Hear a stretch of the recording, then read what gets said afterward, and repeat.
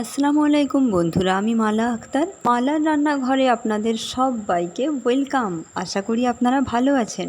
প্রচণ্ড গরমের থেকে একটু স্বস্তির জন্য আমি আপনাদের সাথে একটা ভীষণ সুন্দর আইসক্রিমের রেসিপি শেয়ার করব, যেটা খুব কম ঝামেলার মধ্যেই বানানো সম্ভব আর খেতেও অসাধারণ সুন্দর হয়। তাহলে চলুন রেসিপিটা প্রথম থেকেই দেখে নিই। তার জন্য আমি একটা পাত্রে 3 কাপ মতো দুধ দিয়েছি।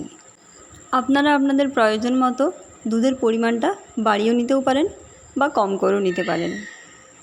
এবার দুধটাকে একটু গরম হতে দেব, সেই রকমই গরম করব যেমন গুঁড়ো দুধটা গুলতে পারা যায়। এবার তাতে আন্দাজ করে 3 কাপ দুধের জন্য আমি 3 চামচ পরিমাণ দুধ গুঁড়ো নিয়েছি। এখানে আপনারা দুধ গুঁড়োটা একদম নিজস্ব পছন্দ অনুযায়ী নিতে পারেন, এর থেকে বেশিও নিতে পারেন আবার এর থেকে কমও নিতে পারেন। এবার দুধটা দিয়ে খুব ভালোভাবে মিশিয়ে নিয়ে তারপর দুধটাকে ভালো করে জাল হতে দেব। আপনারা ভিডিওটা কে কোথা থেকে দেখছেন একটু কমেন্টে জানাবেন। আর সম্পূর্ণ ভিডিওটি দেখে যদি ভালো লেগে থাকে তাহলে একটি ছোট্ট করে লাইক করার অনুরোধ রইল। এবার একটু অপেক্ষা করতে হবে যতক্ষণ না পর্যন্ত দুধটা খুব ভালোভাবে ফুটে আসছে। তারপর দুধটা খুব ভালোভাবে ফুটে এলে কনডেন্স মিল্ক দিয়ে খুব ভালোভাবে নেড়ে মিশিয়ে নিতে হবে, নয়তো তলায় বসে যেতে পারে। এখানে আমি 3 চামচ মতো কনডেন্স মিল্ক দিয়েছি। আপনারা যদি এক্সট্রা করে কোনো চিনি ব্যবহার করেন সেক্ষেত্রে কনডেন্স মিল্কের পরিমাণ একটু কম দিলেও হবে। এবার খুব ভালোভাবে মিশিয়ে নিয়ে 2 চামচ মতো কাস্টার্ড পাউডার দিয়ে আবারও খুব ভালোভাবে মেশাতে হবে। কাস্টার্ড পাউডারটা যদি একটা বাটিতে একটু সামান্য দুধ তুলে নিয়ে তারপর যদি ওখানে দিয়ে ভালোভাবে গুলিয়ে নিয়ে মেশান সেটা আরও বেশি ভালো হবে।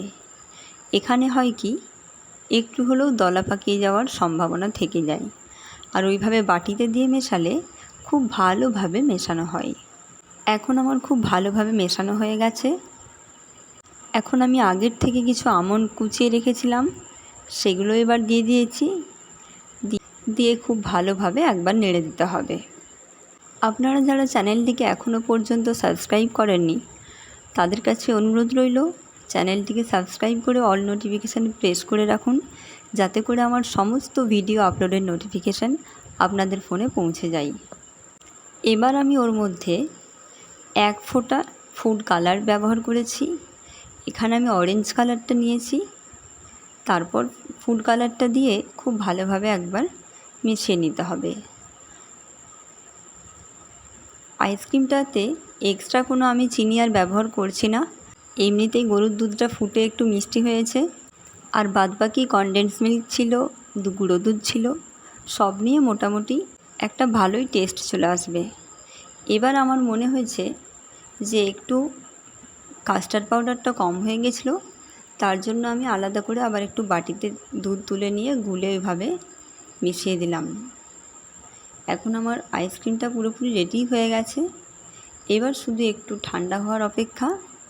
একটু সামান্য হাত ছোঁয়া ঠান্ডা হলেই আমি এখানে মাটির ভাঁড়গুলো আপনারা প্রথমেই লিখেছিলেন আগের থেকে ভিজিয়ে রেখেছিলাম সেগুলোতে ঢেলে দিয়েছি, আর বাদবাকি যেটুকু বেঁচেছিল মোল্ডে ঢেলেছি।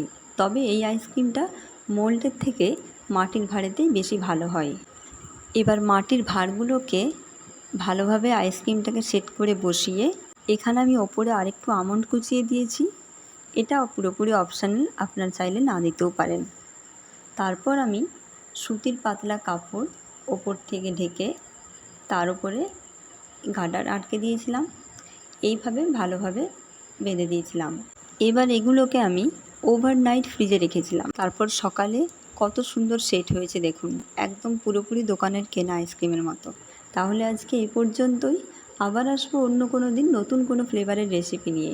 ততক্ষণ পর্যন্ত সবাই সুস্থ থাকবেন, ভালো থাকবেন। ধন্যবাদ।